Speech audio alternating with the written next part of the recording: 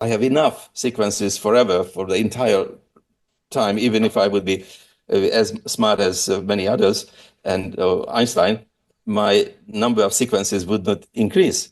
It would remain the same. Otherwise, the stability of my brain would change. So if you have the sequences, then you can think about this is if the number of synapses matter, then it's very limited. The number of accords you can play on the keys with the keys on a piano, you can calculate it exactly how many. But if you give time and you allow melodies to be played, that is sequential activity, then the repertoire is unlimited. Mm-hmm. And this is something like how I think that the memories are about. That is, so you have a limited number of notes, a limited number of chords, but if you enable them to be sequenced together and concatenated across time, you can take something that's highly finite and very workable, just a few notes, a few melody, a few chords can turn into an almost infinite number of songs. Exactly. This is like humans in the language syntax. Mm-hmm. 32 letters, we can describe the knowledge of humankind. And probably that's the case also in the brain, that the brain rhythms allow you the concatenation. And because of the concatenation rule, the sequences can be much, much, much larger than frozen time-independent entities, which are today is called engram. Mm-hmm. Mm-hmm.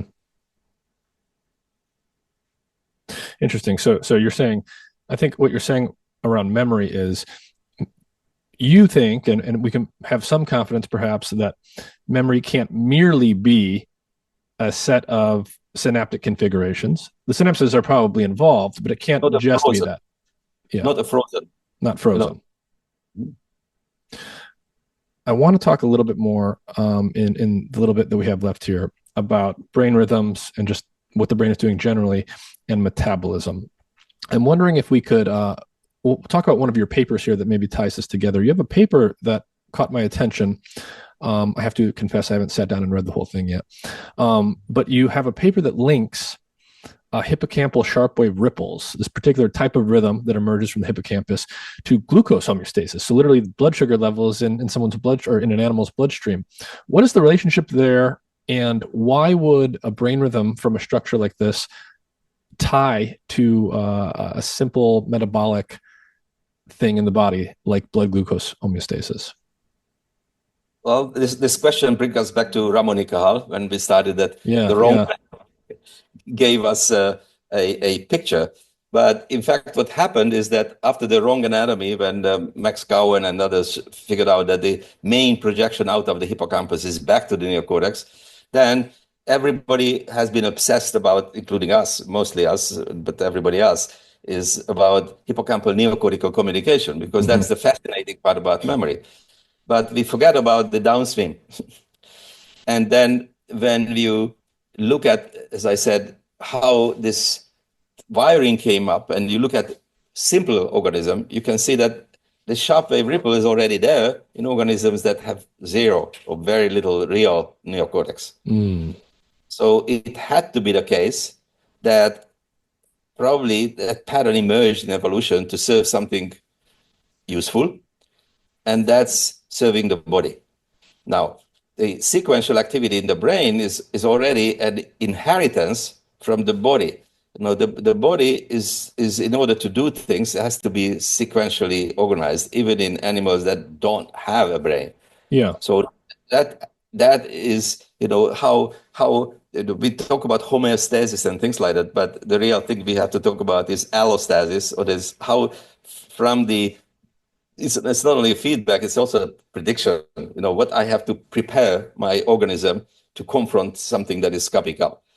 And that kind of thing is probably what was served by the sharp wave ripple, is that it has to change things via the lateral septum and hypothalamus. And then, as it happens many times in evolution, a good working function is accepted. Yeah, co-opted for another use. and it co-opted for another use, and that became very useful because the pattern was already there. It did the little packaging, and it had the powerful burst. The sharp wave ripple is the most powerful synchronous pattern in the entire brain. What is it? Can you describe it concretely for people? What kind of frequency are we talking about here? This is a short 100 to 140, sometimes a little bit longer, but typically 100 millisecond time window, 200, let's say 120, 180 hertz oscillation. It's not high frequency, it's not megahertz, but compared to all the others, it gives you 5 millisecond packages. And that's probably one thing, but the other important thing is that why we are having this discussion, the number of neurons that happen in a 100 millisecond time window in the hippocampus, the neocortex, is at the order of 0.1 to 1% of the neurons. So 1% of your neurons are firing together now in a time window of 100 milliseconds. When it comes to sharp wave ripples, it can be anywhere between 15 to 42%. So it's an extraordinary strong gain of excitation. It's like sending out a shout to and this is why Nikos Logothetis and people who looked at the entire brain, you can see that the entire brain virtually is affected by this sharp wave ripple. And if that many neurons are active, that's a lot of ATP will be needed. Wait a second. No. A lot of neurons firing together is not more costly than the same number of neurons firing not together. Okay? So the interesting thing about synchrony, that is the cheapest way to make a big bang. Yeah, it's more economical than not having synchronous activity, but it's still, in absolute terms, quite a lot of energy consumption, yes? Well, if you look at what happens when 100 arrows are released at the same time, the impact is large as opposed to one by one. Yes. But the energy cost remains the same. I see. Okay. Yeah, you get more bang for your buck, is all you're saying. Exactly. Yeah. That's synchronization and oscillation. That's the cheapest way of coordinating activity in time with virtually no cost. Now, so what is the effect of the sharp wave ripple from the hippocampus on blood glucose? What is the actual result that you guys found? So the actual result is that every single sharp wave ripple, the blood glucose level drops. And the larger the number of sharp wave ripples in the time window, the larger the drop. And why is it interesting? The reason why it is interesting is that type 2 diabetes, obesity, all these things have been associated, and many psychiatric diseases, they are associated with problems in sleep. So the thinking is that, you are sick, you are obese, therefore you don't sleep well. But the reality is that you can think about differently, said, well, something happened in the brain that changes the sleep pattern, that changes sharp waves. In every single psychiatric disease model, sharp wave ripples are altered. So you change the brain pattern, and that altered brain pattern during sleep is instrumental or perhaps causal to the daytime activity. And therefore, if you don't have good sleep, you may have a high risk of obesity or type 2 diabetes.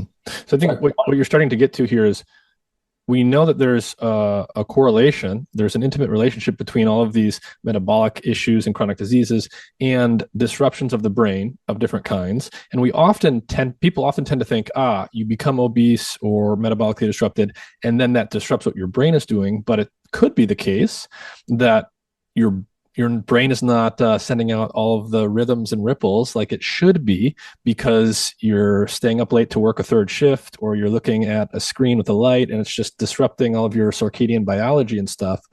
And that has a downstream consequence for the rest of the body, perhaps. Exactly. So we address this by artificially making ripples, and we showed that is sufficient to decrease the glucose level. So that's causal, if you want to use this word causal.